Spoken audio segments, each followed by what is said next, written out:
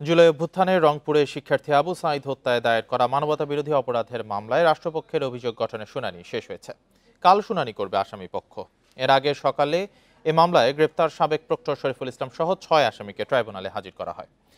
২২ জুলাই পলাতক আসামিদের অগ্রগতি প্রতিবেদন সম্পর্কে জানান চিফ প্রসিকিউটর। পত্রিকায় বিজ্ঞপ্তি দেওয়ার পরও এসব আসামি হাজির হননি বলে ট্রাইব্যুনালকে জানানো হয়। ৩০ জুন আবু সাঈদ হত্যা মামলায় অভিযোগ আমলে নেয় ট্রাইব্যুনাল। একই সাথে পলাতক ২৬ আসামির বিরুদ্ধে গ্রেপ্তারি পরোয়ানা জারি হয়। গত বছরের ১৬ জুলাই রংপুরে পুলিশের গুলিতে নিহত হন আবু সাঈদ। এদিকে আশুলিয়ায় ৬ মরদেহ পোড়ানোর মামলায় অভিযোগ গঠনের শুনানি ৭ই আগস্ট। এছাড়া লক্ষ্মীপুরে ৫ জন হত্যা মামলায় ৩ আসামিকে গ্রেপ্তার দেখিয়ে একদিন জিজ্ঞাসাবাদের অনুমতি দিয়েছে ট্রাইব্যুনাল ২।